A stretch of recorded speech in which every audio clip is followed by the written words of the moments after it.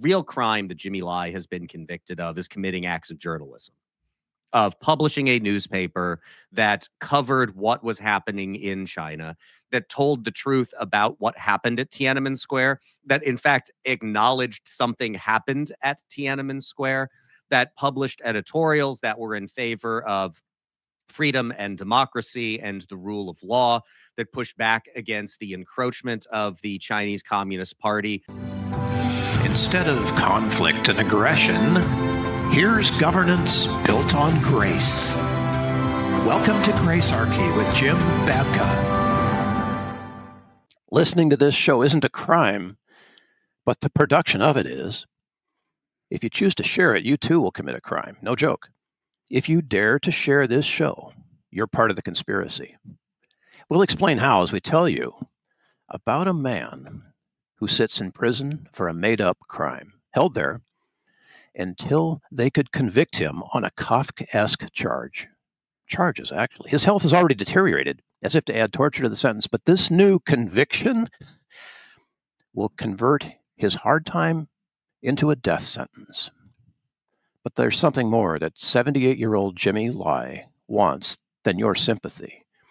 In a party state where a single party is the definition of the government itself, Jimmy's an outlaw. For a reason. I'm Bill Protzman. This is Gracearchy with Jim Babka. Jim, much of our audience will understand, but just to be sure, what is a party state? So we talk about the state. Its technical definition is a moral monopoly on the initiation of force. That means they have the ability to point guns at people. Quickly and quite practically, it can become a very sophisticated grift that claims special privilege to behave in criminal fashion. Organized crime. So think of the state as organized crime. That'll be the good shorthand here. Now, here in the United States, we're used to this theater we go through called voting. And we have some debate and some minute choice as to which party is going to represent us.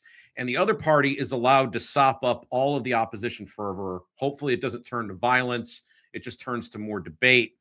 And there appears to be actual ability to dissent with zero violence. It ends up working out a lot like a sporting event. We've called it the conflict machine here before. Sure, yeah. But it could be worse. So Jimmy Lai lives in a party state, which means that the party itself makes all the determination as to who are going to be the governors and what the rules of governing is. The government itself is subservient to the party. So the party runs everything, and it is a one-party state. So everybody that's in office, everything that's done is done for the good of a party.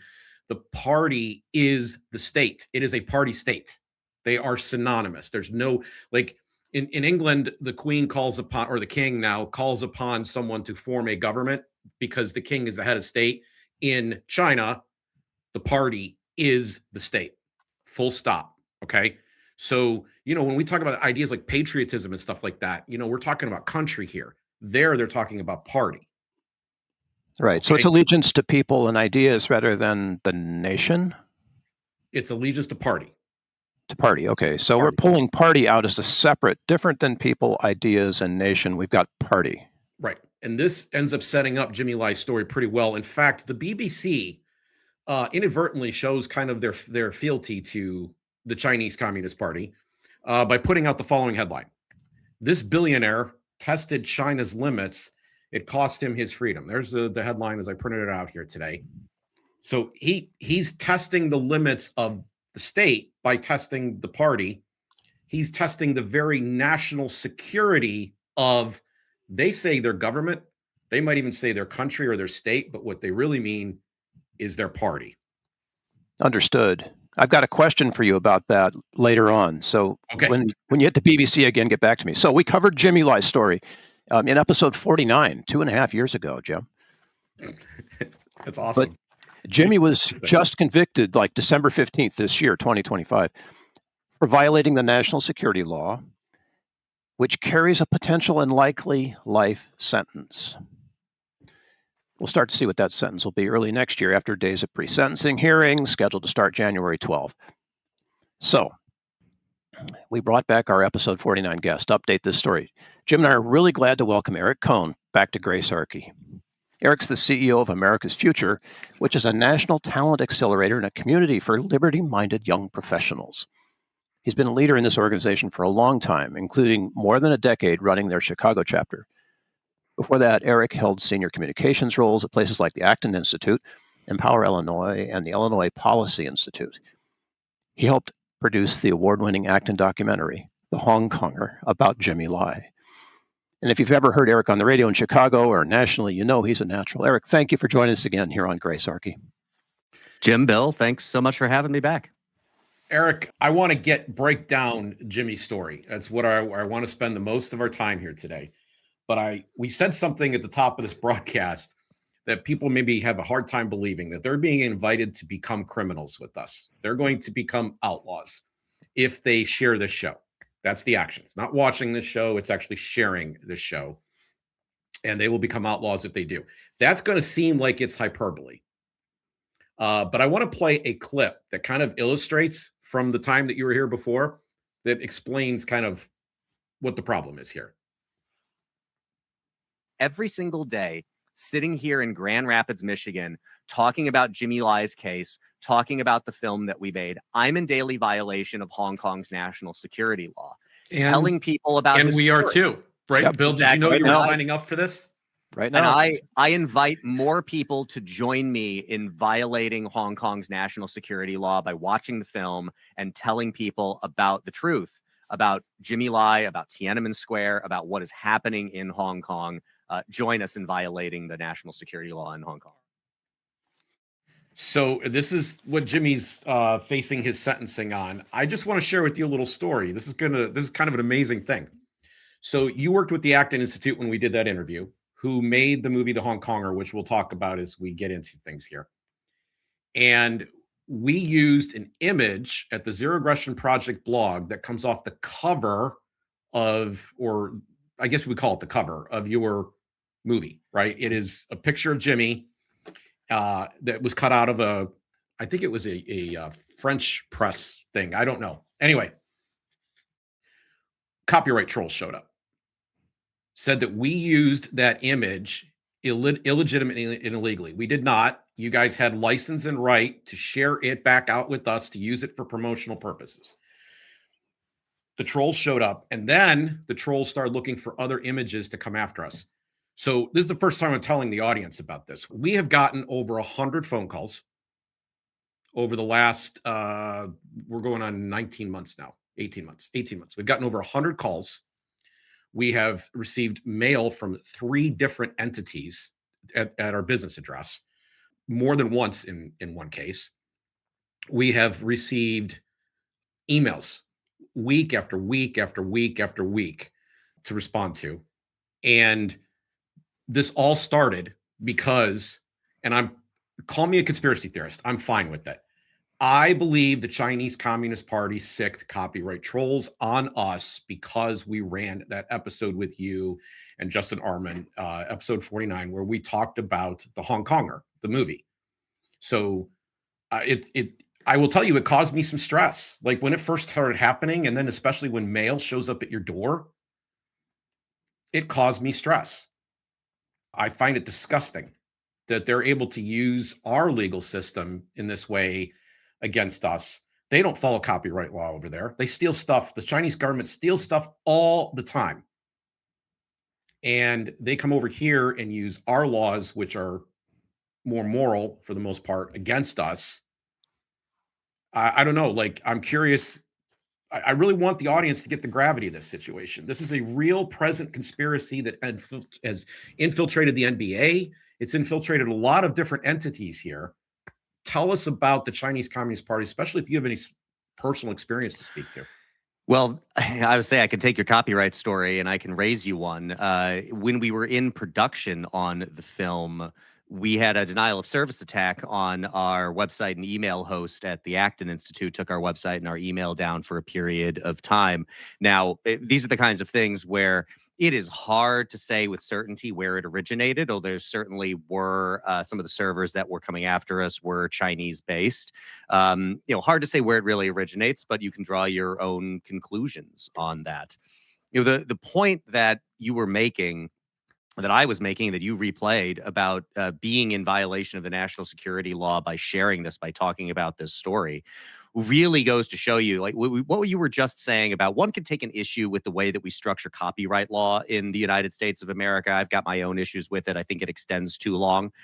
But there is a system there in which one can operate that we would recognize as having some legitimacy of being based in rule of law, that you can be accused of something, that you can litigate that you can defend yourself, that you can find a way to point to us as at the Acton Institute then as the rights holder of that image and push back on that. The national security law that Jimmy Lai was convicted under, the point that I was making there is it extends extra nationally. People who are not citizens of Hong Kong, people who do not reside in Hong Kong, can be in violation of the law of a land that they do not live in and a government to which they are not in any way subject. So the idea of telling this story, of sharing this film, of sharing this conversation, of sharing the truth, if the Chinese Communist Party wanted, if the government of Hong Kong, which is subservient to the Chinese Communist Party to the extent that it is distinguishable, wanted to come after you, they could. I don't have travel to Hong Kong or to China high up on my bucket list anytime soon. I would love, at some point in my life for China to be in a completely different place, to have more democratic government that is better representative of the people and is not going to write laws applying to people who are in no way subject to their jurisdiction. So I guess I just have to cross that off my list for a period of time. But that gives you just one sense of how broad this law is, but also just how extrajudicial, how outside of the bounds of the rule of law as we think of it, the law that Jimmy was most recently convicted under actually is. But it doesn't stop there, right? It extends back in time as well. Like, correct. Something that the law was passed, but anything that he said or did before is part of the mix, right? Yes, correct. It is extranational. It extends to remarks or things that you could have said or done prior to the passage of the law itself. It is a broad catch-all that the government of Hong Kong, as with this law written by the Chinese Communist Party, is using to stifle dissent, to push back on people who, like Jimmy. I mean, the real crime that Jimmy Lai has been convicted of is committing acts of journalism, of publishing a newspaper that covered what was happening in China, that told the truth about what happened at Tiananmen Square, that in fact acknowledged something happened at Tiananmen Square, that published editorials that were in favor of freedom and democracy and the rule of law, that pushed back against the encroachment of the Chinese Communist Party, which, when the handover of Hong Kong happened from the United Kingdom to China in 1997, they were promised a period of 50 years where governance would be effectively the same. And almost immediately after that transition happens, the Chinese Communist Party begins backing away from the promises that they had made there. So this has been a tool that they have used to go after people, to stifle dissent, to push back against the people of Hong Kong, who, their concept of, there really is no democracy that existed in Hong Kong. There were some questions about whether they may be on a trajectory there. We make this point in the film that they were, however, inheritors of a certain British way of doing things that involved a lot of the institutions that we would recognize as pillars of freedom and democracy, that while they did not have as much in the way of a right to vote and to participate publicly in that sense, there were a lot more guarantees of freedom like you would see in the United Kingdom, that you also see falling away in a lot of ways in the United Kingdom, but not quite to the extent of what you were seeing in Hong Kong under this national security law and under the oppressive thumb of the Chinese Communist Party. So this is a good time for my question about that BBC article you held up, Jim. Is that article a violation of the national security law? It's kind of a Rorschach test. You can squint and stare at it as long as you want, or maybe it's like those magic eye things where you squint at it and eventually you see a ship, right? Eventually you see some violation of the national security law if you look at it long enough. ultimately, and this is really the way that it departs from our concept of a system of justice, in that, we have an imperfect system of justice here in the United States, in that, you look at the way that the Supreme Court of the United States interprets the Constitution. Originalism is the dominant form of interpretation now. We try to understand what people would have at the time that an amendment or that legislation was passed would have understood it to mean. It is grounded in something, though, and the attempts to interpret it are grounded in something very real. What you have here is a catch-all, is that Rorschach test that you can look at, and you can find almost anything to be a violation of it if you really want to. So while I don't believe that there is a lot of desire on behalf of the Chinese Communist Party to go after BBC journalists, at least not yet, they probably would not pursue that. But there are other things that, if they conveniently found that there was somebody there who was a BBC journalist who was making trouble for them, then maybe they would try to make that kind of case. I mean, this really is one of the many problems. I mean, there are many much more macro issues with what's happening in Hong Kong. But of the national security law in particular, it is this abomination to the very concept of the rule of law, in that almost anything can be wrapped up in it, and it can be used to stifle anyone who is saying what the party does not want them to say or do. Well, and straight from that same BBC article, his quote verdict was welcomed by Hong Kong's chief executive John Lee, who said Lai had used his newspaper to quote wantonly create social conflicts, end quote, and quote glorify violence, end quote. The law, he added, never allows anyone to harm the country under quote the guise of human rights, democracy, and freedom.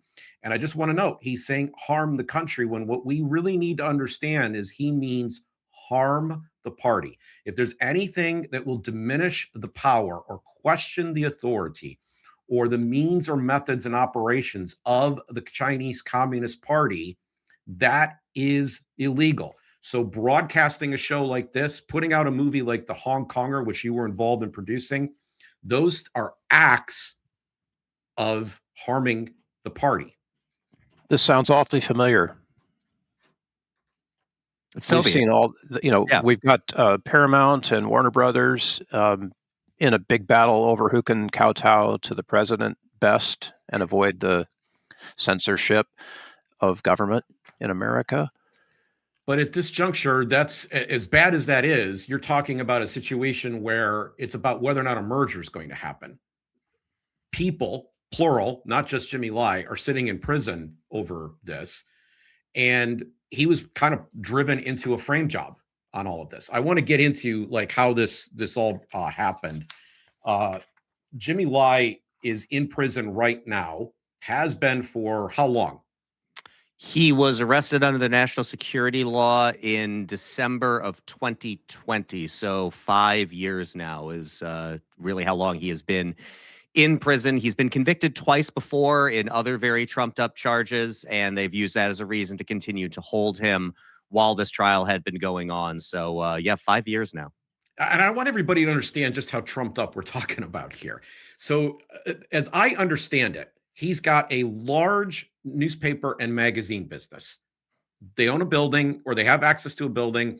They're in that building. They have all the necessary permits to run their business, but they decide to bring in cameras so that they can do what we're doing right now. They can start creating video content that they're going to share out on a blog or as a podcast. They're going to put video material together inside this paper publishing empire. And the government says you started an illegal business without getting a license.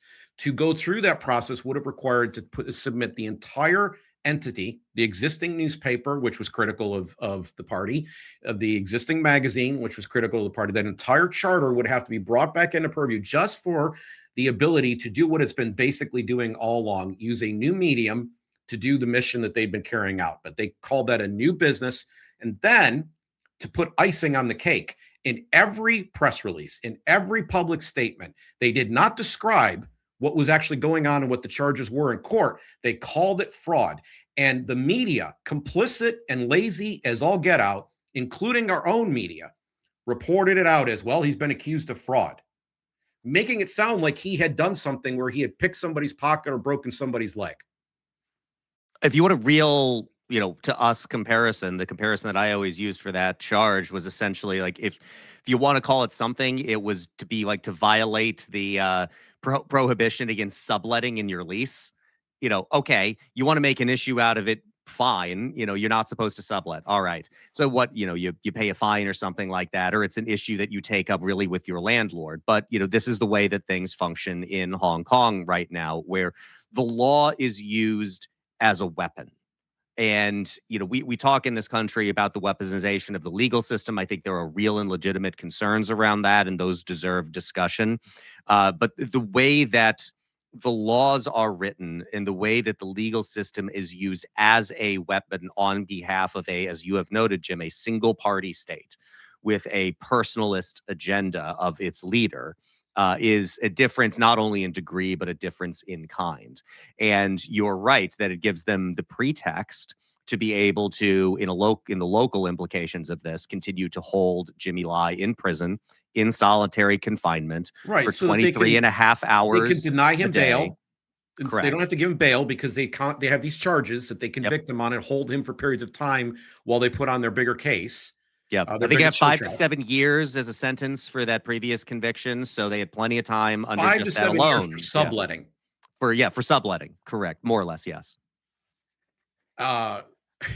It just boggles the mind. And then before they even do this, they lock up his fortune because Jimmy Lai is a billionaire. Mm-hmm.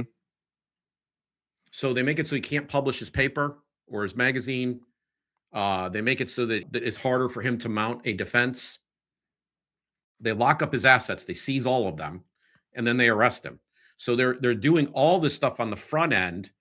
The state is immensely powerful. They're taking all power that he might have in this transaction away from him. Mm-hmm. It is the inversion, again, of the way that we understand what the law is for, that the law is in a civil context to adjudicate disputes amongst each other. But in the way that we think of the Constitution, of the Bill of Rights, these are protections that we as people have from actions of the state itself. The inversion that exists in China and in Hong Kong in particular in this case is that the law exists as a tool, as a pretext creator in order to allow the state to do what it wants, to shut up who it wants, to punish who it wants, to do what it thinks it needs to do in order to preserve the continuation of its rule. And I want to make a point here about, as we think about the evolution of the way we think about China over the last 30 years or so. There is this hope that we open up China to more commerce, that we get the economies a little bit more enmeshed, that if the people of China gained some sense of economic liberty, they would start demanding political liberty. And I think it's very fair for the people who point out that, like, well, that has not worked. And I always hasten to add, yet. We have this tendency to project in straight lines the way that we talk about world events, that we talk about politics, even though we recognize that they almost never proceed in straight lines. And regimes like you see in China are strong, but think of them more like marble in that they're strong, but there's a brittleness to them. There's not a lot of flexibility. And when it cracks, the whole thing crumbles in a way that other systems, Western systems based in the liberalism of the founding of the American experiment, are a lot more flexible and it can absorb a lot more. So I think it is certainly true that the government of China, the Chinese Communist Party, is just about as scared of the people as the people are of that regime. We've seen things like this before in the Soviet Union. And when you look at the way that the Soviet Union collapsed, when you look at the way that the Berlin Wall, that the gate was opened, that it was this kind of almost fumbling, misunderstanding circumstance created by the fact that these are regimes that do not prize the free sharing of information. And when you do not prize the free sharing of information, you don't know how to make informed decisions. Like we see this right now in the conflict between Russia and Ukraine, at least in the early on point of it, where Putin did not want to be told that things were not going well. And so people don't tell him that things weren't going well. And you have what they hoped was going to be over in a month or two dragging out for years. And that should highlight to you the importance of why free-flowing information is so important to a society, not only to the people that live in it, but also to the people who seek to govern it, because you cannot make informed decisions. And the way that these systems are structured cuts off the free flow of information and allows the state, in this case, to turn the law into a weapon that punishes any attempt to increase the free flow of information in these areas. I want to shift gears, and I want to go back kind of the beginning of the story. Let's go back to and get everybody in the audience to come to the point that we're at now. This is background. Hong Kong is a rock. It's an island. There's no, it's not a natural resources haven. It is off the coast of mainland China. It has been independent. It was controlled by the British. We talked about this in the episode 49 that we did with you, Eric, where if you looked at when Milton Friedman traveled to Hong Kong and called it an economic miracle, and they did that filming in 1979, and then you compare it to what it looks like today. The amount of wealth and prosperity and growth that has happened there, even beyond the economic miracle that Milton Friedman was talking about, is immense, because you mentioned they had a British culture. The British governed it up until 1999. This is a place that is relatively free and allowed to prosper. And it's a model. It's a beacon. It's a lamp for all of us to look at around the world for what happens when people are made economically free. What is possible? What can happen? Why regulations and economics as a study matter, and why free markets matter more. And so it's into this environment that Jimmy Lai steps. Jimmy is from mainland China. How does he end up, Eric, in Hong Kong? He's a refugee, in essence. He is on a boat from mainland China to Hong Kong when he is 12. He tells this great story that we share in our film, The Hong Konger, about how he was working to make some money at a train station. He would help carry bags. And this one gentleman reaches in his pocket to thank him and gives him a bar of chocolate. And he takes a bite and, he says, to me, this is heaven. And it's like, where are you from? He says, Hong Kong. And he has this desire then to go there. So he arrives penniless, without anything, as a young man in Hong Kong. And he begins to work in a factory. He tells this other great story, too, about I don't think this made the cut of the film, but it's in our Call of the Entrepreneur film that the Acton Institute produced, I think around 2010, 2011, where we had interviewed Jimmy Lai for that film way back before I worked for the Acton Institute. And he tells a story of, smelling the street food the first morning that he was there and realizing, like, this is the smell of freedom. Like, this is what does not exist where I came from. And he goes from working in this factory to putting enough capital together in order to open his own factory. He becomes an entrepreneur. He opens a clothing business called Giordano that was like a real first mover in fast fashion in the East. It actually spread through mainland China as well, which China would use later to leverage him, or to attempt to leverage him. And it's after Tiananmen Square in 1989 where he decides that I need to do something else. He decides to get into the publishing business. So he first starts Next Magazine, and then from there launches Apple Daily, which is a daily newspaper. Think of it a lot like the New York Post. It's tabloidy, but the editorial page of it is dedicated to the idea of freedom and democracy, and is opposed to what is happening in China, to what the single party, the Chinese Communist Party, is doing in China, and the influence they're attempting to exert on places like Hong Kong, where they had a bit of a foothold. So this is how he ends up in the crosshairs of the Chinese Communist Party. It's really all descendant from Tiananmen Square, which is this great breaking point for him personally, as well as for China, generally speaking, where you had the possibility of a democratic revolution in China that would throw off the yoke of a Chinese communist government.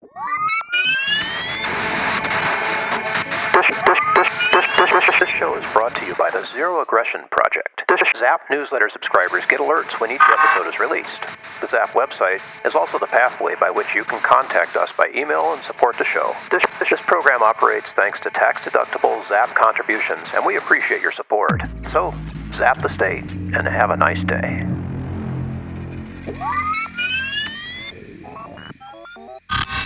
And the tanks roll through Tiananmen Square. What people should understand as well is that, we see the images from Tiananmen Square and then they stick with us. The man standing in front of the column of tanks is one of the great acts of defiance in the 20th century. It wasn't just in Beijing. It was all around the country. And the Chinese Communist Party recognized the threat that this posed.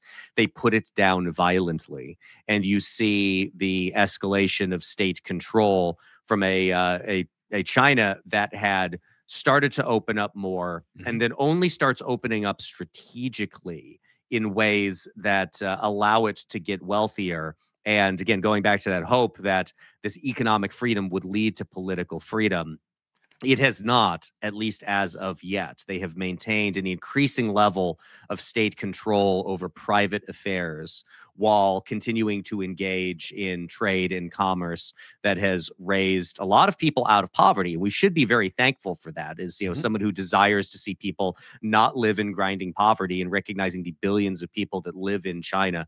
That has been a good thing. But it is a real dementation of kind of Western commentators that would often look at what is happening in China and they would see this rising prosperity as China as a last resort. Again, if you're not familiar, we don't need to rehearse the entire history of China since it came under the control of communist rulers. But this is a country that killed millions of people in the name of quote unquote, tens of millions of people in the name of quote unquote progress. And as a last ditch effort, they embraced some market liberalization in order to fix the economic problems under which they were suffering. And the dementation of Western commentators to look at that and go, by God, it must have been the totalitarianism that was the one that solved that. It was like, no, it was the embracing of markets. But this to me is what makes China so challenging for those of us in the West is, say what you will about the, I'm going to half quote the drill tweet here, right? Like, you do not under any circumstances gotta hand it to the Soviet Union. But say what you will about them, they were committed to a political and an ideological and an economic project. And it ultimately paved the path to their own downfall, to the collapse of their regime. There is more of a flexibility in China than there was in the Soviet Union, in that they have embraced free markets controlled to a great extent. So a state capitalism, but nonetheless a capitalist system, not a communist system, that has allowed them to accrue enough wealth to be able to do the things that they are doing on the social and political freedom front in preventing any of those things from manifesting in that country. Okay, so I want this, it sets the stage for the next part of this we need to discuss. And I don't want to go too in depth because people should tune into the Hong Konger, which we will talk about throughout the rest of the show and even plug before we go.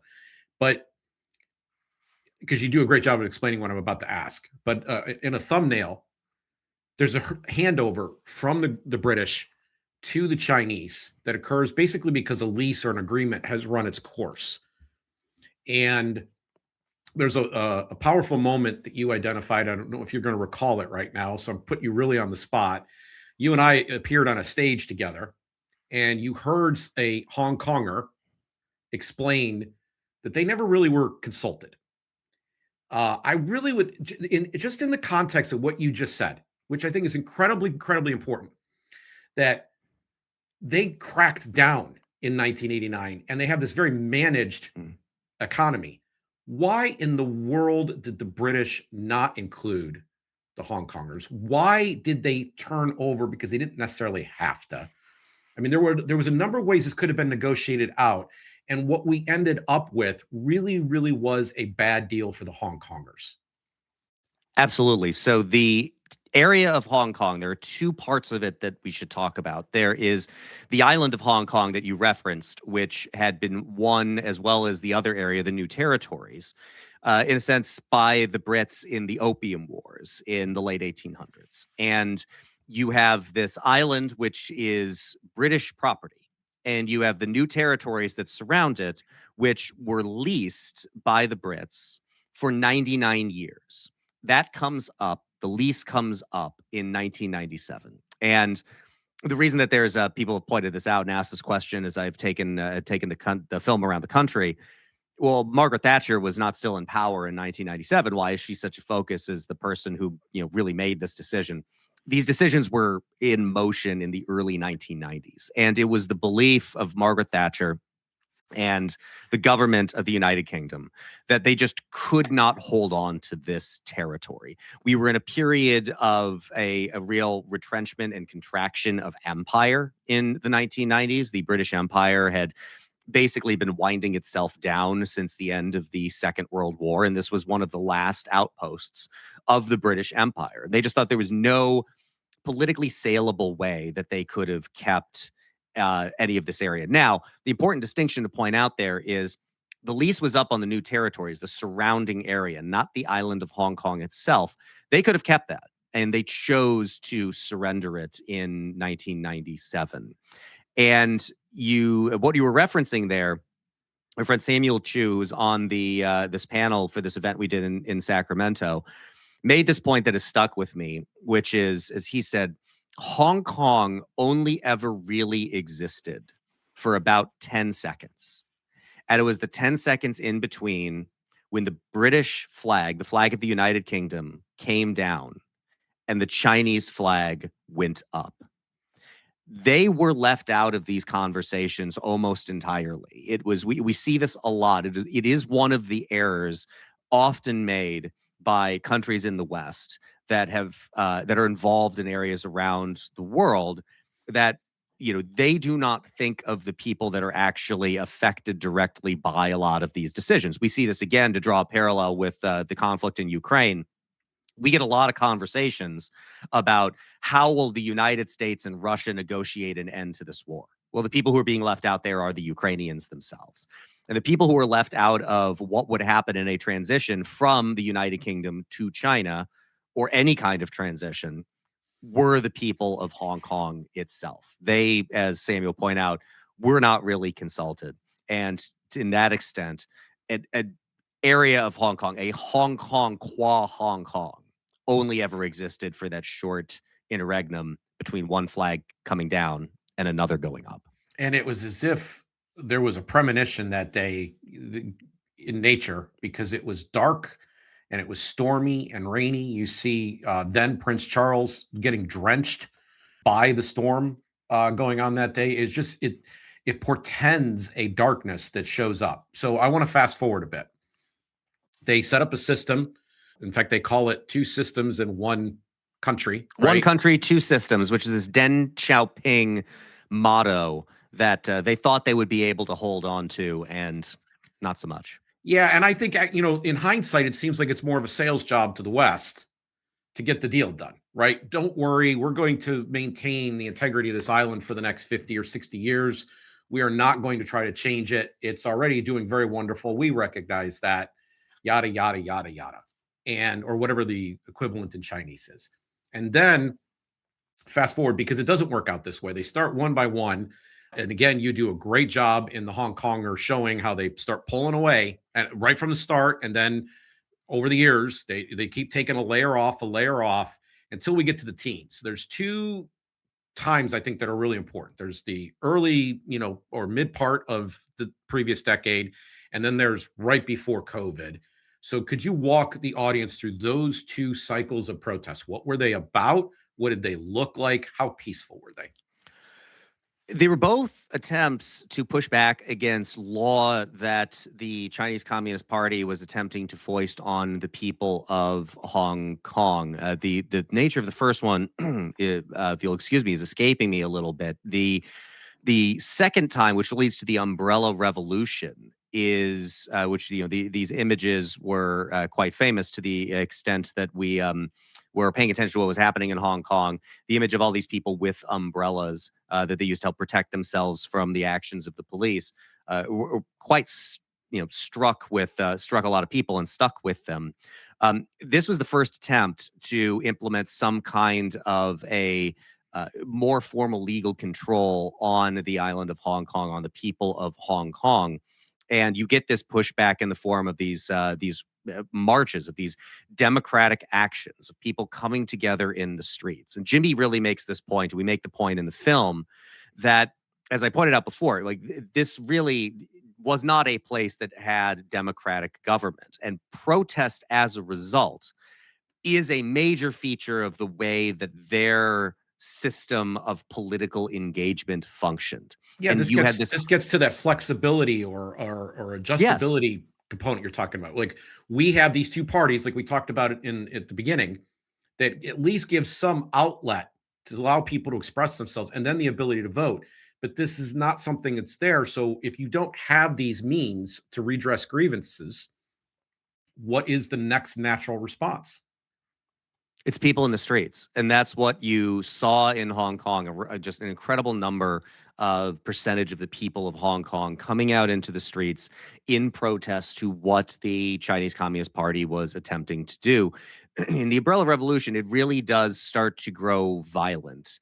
There is, as with many of these things, there's debate over, who threw the first brick, who fired the first shot.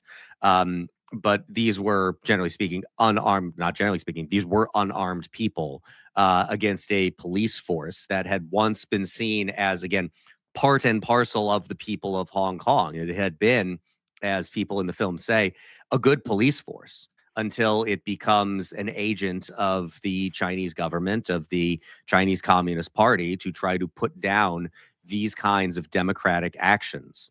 And we can bemoan, and we should bemoan, that kind of violence breaking out. But in a way, it was not particularly surprising. And it also helped pave the way for the national security law, which would come into effect in, I believe, late 2019, which was the reaction to what you saw in the Umbrella Revolution, in an attempt to quash a lot of what was driving that and a lot of what they were seeing. I mean, go back again to the memories of Tiananmen Square, which, while they may not live in the minds of a lot of people in mainland China because of the great lengths that the Chinese Communist Party has gone to erase that event from its history, it does live a long and really dominant life in the minds of the people who run China, in the minds of the people who control China. That really was a breaking point. And, this could have gone a completely different way. And anytime that they see a lot of people in the streets like that, they get really nervous, as they should. What you did see, though, was this, the implementation of this national security law is this very broad net that would be used to sweep up, to suppress free flow of information, media, organizing, protest, anything that they saw that would threaten the, quote, national security of Hong Kong. And even in that quote that you read earlier, the celebration of this verdict by John Lee, I find, in a very Western understanding, the celebration of a verdict going one way or another by some kind of a state leader or a political leader to be a pretty problematic thing. What one should celebrate in those instances is the justice system itself. One should not, I don't think, take a particular pecuniary interest in the outcome one way or another. But you see the welcoming of that by John Lee, who is an agent of, the Chinese Communist Party. He does what they want him to do. But the way that he talked about it, right? The threat to the state itself to the government of it. That's what they're seeking to protect. Go back to the point that I was making about the inversion of the rule of law that they have over there, where the law exists to protect the state from the people, whereas our Constitution exists to protect the people from actions of the state. That is what they are experiencing. That is the system under which they are operating, and that is the mechanism that is being used to oppress people who understood living in some sense of freedom, who have had that stripped away from them since the handover in 1997. And as if to add insult to injury, they're out doing their protests in 2019, but they don't return to the streets in 2020. Ladies and gentlemen, you think we had COVID bad? And I'm using that word. Don't delete it today. We usually bleep that word out. We don't use it because YouTube doesn't like it either. They got it a lot worse. Their government cracked down a lot harder in a lot of different ways than mere masks or temporary lockdowns of various institutions. They went all in, sealed people in their buildings, in part because it was going to quash what remained of any dissent or protest out there. It put an end to the umbrella revolution. It's over. In particular, there was also a candlelight vigil that was held every year in Hong Kong in Victoria Park, remembering Tiananmen Square. And the first year that it did not happen was the year that they were able to use COVID protocols as an excuse to deny the permit for people to gather in Victoria Park. Now, people still gathered, including Jimmy Lai. One of the many crimes against the state of which he has been accused was holding and participating in a candlelight vigil memorial for the victims at Tiananmen Square in violation of the COVID protocols that Hong Kong and the Chinese Communist Party, through the government of Hong Kong, had been implementing.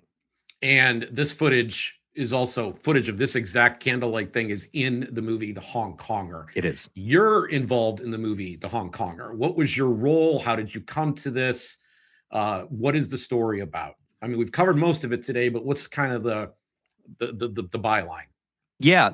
I have a friend who says for everything that you do in life, there's two reasons. There's the good reason and the real reason. Now, I happen to think that the real reason that we wanted to make this film at the Acton Institute happens to also be a good reason. The real reason was Acton's co-founders, Father Robert Sirico and Chris Maurin, had known Jimmy for a very long time. They had, as I noted before, filmed him for The Call of the Entrepreneur, the first documentary that the Acton Institute produced, had interviewed him a couple of times in the lead up to his arrest in December 2020. As we were just talking about COVID, I got to Acton in January 2020. And my joke was I had a lot of ideas for things that I wanted to do, and I got to do almost none of them.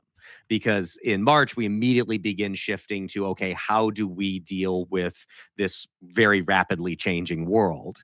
And one of the big events that Acton does every year is Acton University, held here where I am right now in Grand Rapids, Michigan, in June of every year. And we knew pretty early on, because of the number of international people we'd bring in for that conference, it was like, this is not going to happen in person.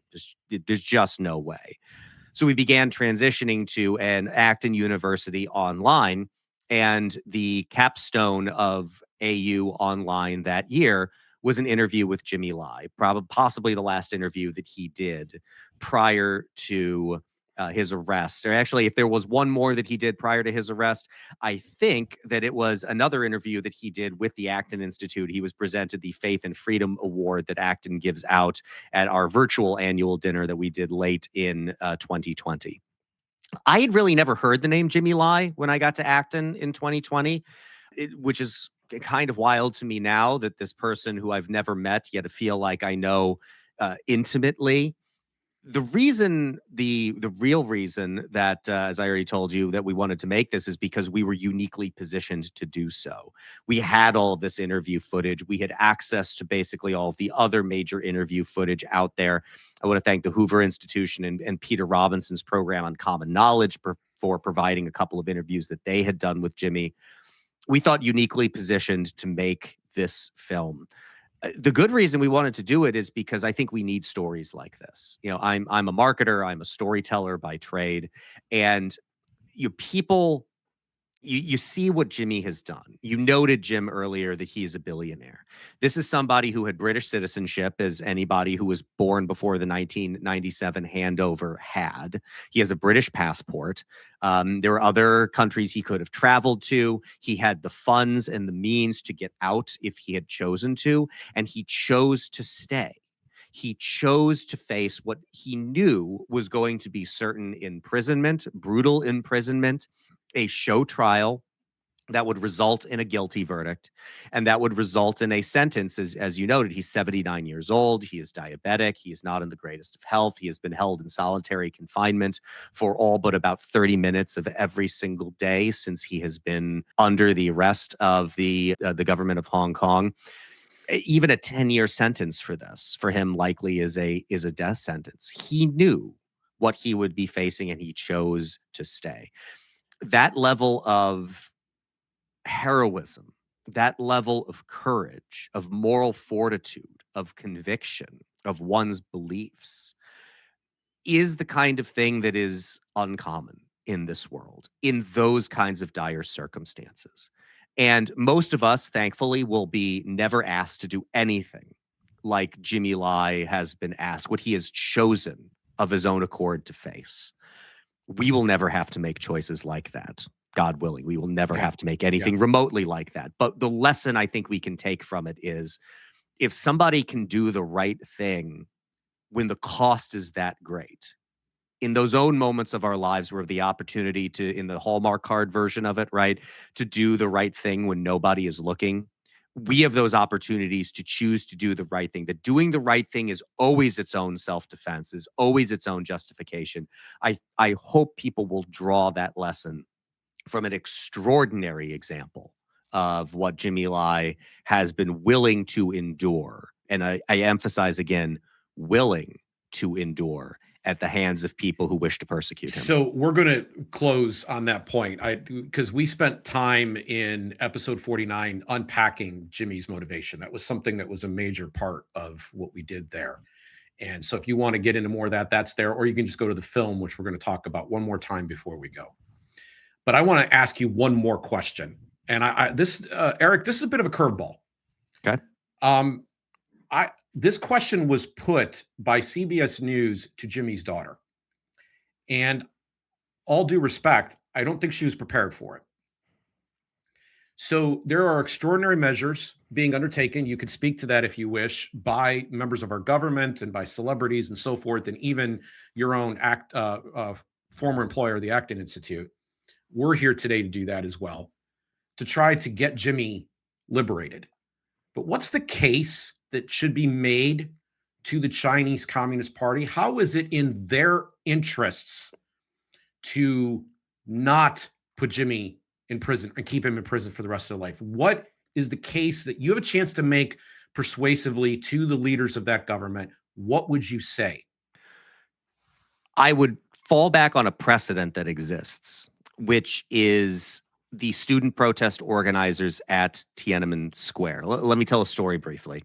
So this would have been in 2022, I believe. Yes. The Acton University in 2022 was the first one that we were back in person for. And we had a couple showings of the Hong Konger at that Acton University. And after one of them, I'd introduced the film at the top. And this Chinese gentleman, older Chinese gentleman, comes up to me after the screening and says, "Excuse me, are you Eric Kohn?" I said, "Yes." And he says, "Oh, great. I have something for you." And I will lie to you, Jim. There was a moment of thought there. It was like, he's going to kill me, isn't he? That's not what it was, thankfully. The person was a wonderful man named Feng Shuo, who was a student protest organizer at Tiananmen Square. Oh, wow. And the gift that he had for me was a couple copies of Apple Daily from its final week of publication before the Chinese Communist Party put it out of business. Which is the part of the film, by the way, that really punches me in the gut, is that whole it really, part of it. That part of the film where you see the paper being shut down, to me is pretty emotionally arresting. And as you had asked me back the response when of you the asked me subscribers. Back to the people who appreciated this paper, who relied on it to know what was going on in their country, in their part of the world, around the world. to lose that.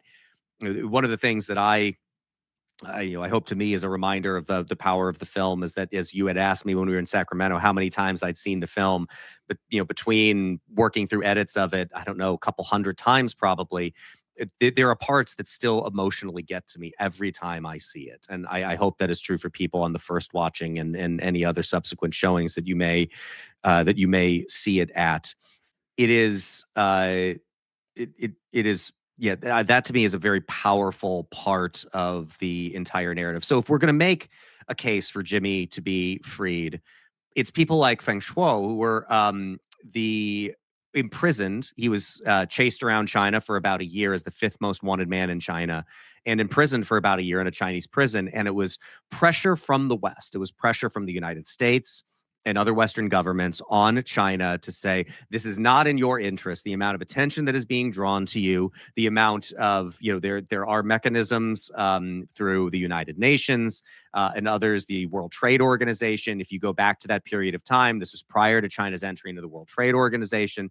There were things that China wanted and could potentially be denied based upon those kinds of actions. That kind of pressure is the kind of pressure that we need to put on. We need to make that kind of case that it is in their interest to show goodwill to somebody like Jimmy. Now, while I certainly bemoan the conviction on national security law charges, it is a miscarriage of justice under a true understanding of justice as I think there could possibly be, because the verdict was preordained. However, I am of the belief that this was a necessary step to any possibility of Jimmy getting freed. They want their conviction. They want to be able to say that, he violated the national security law and was convicted for doing so. I think it was a necessary predicate for any successful attempt to make the case for him to be free, that it is in their interest for him not to die in prison at their hands. That, if you want to be somewhat callous about it, the public relations problem of that for a China that, as some of my friends who do analysis of, say, the Chinese economy will always have to caveat, if you can believe the numbers, here's what's going on. And the problem is there's no real reason to believe a lot of the numbers. I think there are a lot of social and demographic problems in China. There are a lot of economic problems. People point to the massive acceleration of the economy in China over the last 30 years or so. Going from 0 to 1 is an infinite increase. When you're starting as far behind as they were, there was a lot of catching up that they were able to do. I think that has started to plateau. And I think there are a lot of significant problems that the Chinese Communist Party is going to have to face. Let me say one more thing about this, which is, without getting into any domestic political conversations, I will say that the good thing about Donald Trump on the international stage is there's a chutzpah to what he is willing to say and do that a lot of previous political leaders, I don't know, necessarily would have. And we have heard that when he has spoken with Xi, he has advocated for the release of Jimmy Lai. This is an unadulterated good thing. And it's not something that I necessarily would believe that a lot of other Western political leaders would have done. In fact, to the great shame of the government of the United Kingdom, over multiple prime ministers, they were rather cowardly in the way that they handled this, which is more meaningful to them because he is a British citizen. He holds British citizenship, as do many people who still reside in Hong Kong hold British citizenship. It is a failure politically on their part. And the BBC is still implying that he's, he kind of asked for it. Kind of, yes. It is shameful the way that the British government, although I will say that they have gotten better over the last couple of years. They have been more vocal about it. So the good thing is that President Trump, it has been documented that he has advocated this case. The downside, though, is, as we all know, President Trump's attention will flitter from one thing to the next very quickly. And I think you need a kind of sustained campaign if you're going to be successful here. And I don't know that we're going to see that from President Trump because his attention moves so rapidly. But I think that this is to go back to Milton Friedman, who you referenced earlier. to adapt from one of my favorite quotes from him, which is, it is our job to keep these ideas around and viable for when you arrive at the point in time where the politically impossible becomes the politically inevitable. And I think it is our responsibility to keep telling the story, to keep talking about what is going on in Hong Kong, what is going on in China, what is going on with regard to China's neighbors, so that when the seemingly impossible becomes the inevitable, it doesn't break the way that we saw it break with Tiananmen Square. The things can potentially be different. And we have seen, just by pointing to the example in South Africa, that people who have been persecuted, like Nelson Mandela, can eventually become the future leaders of those countries. Where if you would think at the time that he was imprisoned, like, that's never going to happen. Well, it did. And as I said earlier, straight line projections are easy to make and almost always wrong. So I would encourage people to keep all of that in mind, to keep what is going on in Hong Kong and to people like Jimmy Lai, and to Jimmy Lai specifically, in their thoughts, to talk about it, to violate the national security law along with us, to tell that story, to share the film, The Hong Konger. People can find it at freejimmylai.com. They can also find it on YouTube if you search The Hong Konger. Share the story and keep the pressure up so that now that he has been convicted, once he is sentenced, that you will hopefully see the same kind of compassion, frankly, that was shown towards those student protest organizers at Tiananmen Square, that can be shown towards him, and that he can be freed and be back with his family for the later years of a truly remarkable life that he has lived. Eric, thank you very much for being with us today. We appreciate you coming back to retell this story in some more detail. And I'm hoping that people will want to get more information. So I want to close by beginning to address that. What you heard there was a call to action. And I actually think it is to the Chinese government. I agree with a lot of what Eric said, but I would put this one fine point on it. I think having a martyr on their hands is the wrong conclusion. I think there is a case to be made to them that they come out looking better if they release him from prison. They take pressure off their regime, not just for the pecuniary potential sanctions and different methods that could be used there, but just literally the regime could look like they were merciful. They could play it and spin it that way, and they are sophisticated enough to recognize that they can do it and then execute that result. So that's how they can get out, in my opinion. But it isn't going to happen unless the story stays out there, unless it stays in the open and it continues to be discussed. From the very beginning of this episode, we have been inviting you to potentially participate in a conspiracy, and that is to share this show right here, as a primer, to get people up to date and finding out what the story is and what it's all about, so that they will want to tell others about it, and they will want to tell others. And one way we will know that we have had some success is if you take that simple action of sharing this on social media, of emailing this to friends or texting it to friends, and finding ways to get other people to tune in and gather this information that Eric has laid out for all of you here today. And they become aware of some of the background details of Jimmy Lai's story as it is going legally, because the movie doesn't really cover that. And that's the other subject I want to get to. So I'm affiliated. I have some connection to a streaming platform called CiVL, CiVL, CiVL. The CiVL platform has been streaming this for 2.5 years, just like we've been talking about this since 2.5 years ago. They have The Hong Konger for you to watch. We are going to put that show link down in the description for you. I am praying and hoping that people will begin to surge back over there, that film will go viral, because it tells Jimmy's story up until his arrest and what needs to happen. We've given you an update here. He's going to be facing sentencing. There's going to be a pretrial phase that'll start on January 12th as of now. And it's called mitigation. They will look at whether or not there are factors that should be considered to avoid giving him a life sentence. I don't know what's going to happen. My bet would be he gets the life sentence. That will happen sometime more than likely during the first 3-4 months of next year. Then the real work is going to begin. And here we sit now while this will come back up in the news. This will be back up in the news. It was in the news on December 15th. It'll come back up in the news in mid-January. You'll see it if you're looking for it. And you can use that as an opportunity. And every time Jimmy, set a search term if you want, for every time Jimmy Lai, L-A-I, comes up, that you will take some action to tell your friends about his story, that you will make sure people are aware of who he is, because a lot of times you got to ask more than once to get people to take just one action. They have to hear it again and again. And then eventually, like maybe at some point they go, oh, I got to do that at some point. And then eventually there's the moment they do. That's why advertisers repeat these things.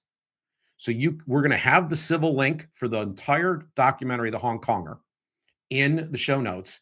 And we're going to encourage you to share this episode now, right now, to start to get the word out about Jimmy's legal situation so that we can get Jimmy out of prison. That's the goal here, and let Jimmy get back out. There's good, sound reasons for that. Jimmy has paid a huge price to be at this point. And when you do this, you will be violating the national security law. I just want to be clear about this. We're all stepping out into a situation where we don't know what price we're going to have to pay, if any, for the action that we're going to take here. People talk big all the time about how they care about freedom and they're willing to put their life on the line for freedom. And they believe maybe even in a Second Amendment. Well, you have almost a Second Amendment-ish opportunity here to share this information in a way that really does disempower a party-run state. So instead of just talking about it, like maybe you enjoy doing, tell about it in a way that undermines the regime. And if I haven't quite sold you enough on whether or not you should come and watch The Hong Konger, I want to conclude this episode with the trailer to that movie. And I hope that by the time you're done, you don't even finish, you go over to CiVL, you find the description down in the link, you click on it, and you go watch the movie, or at least put it in your queue and make a date to do it before January 12th, when Jimmy's sentencing hearing begins. Thank you for watching. The future, which is unknown and uncertain, is still unknown for me, but is certain. Freedom was a very short journey for me. He came as basically a refugee from China when he was a teenager. I was put in the bottom of the fishing trunk, and by the afternoon, we arrived in Hong Kong. And the same night, I was taken to a factory to work as a worker. Well, we eat and sleep in a factory. He was so poor, not highly educated. It was a very happy time. It was a time that I know I had a future. For a Chinese, that's like going from Kansas in black and white to Oz, where everything seems like it's possible. As long as you wanted to work, you could make it in Hong Kong. But British gave us all the institutions of freedom. Freedom of speech, rule of law, property rights, freedom of assembly, and let our resourcefulness flourish. They went from an incredibly poor city to a metropolis. So I started a very small factory. He's a classic entrepreneur. And then I went into retailing. Giordano was this huge brand. If I just go on making money, it doesn't mean anything to me. If I go into the media business, I deliver choice, and choice is freedom. Apple Daily played a very important role in Hong Kong's pro-democracy movement. We've never had a territory of 7.5 million people who have lived and breathed the basic freedom, having that taken away from them. Hong Konger means determination, fearlessness, the belief in human rights. Mr. Lai insisted on marching in front where the authorities could see him. I've been arrested 3 times. The Hong Kong police raided the Apple Daily compound. It's very likely that, I will have to go to prison. He chose to stay in Hong Kong. Their houses firebombed. All I had, this place gave me. I watched this man willingly give up the life of a billionaire to become a dissident. This is a time for sacrifice. Even if they kill me, I will have to fight to the last day. He's probably the most famous newspaperman now jailed in the world. I earned freedom, my life.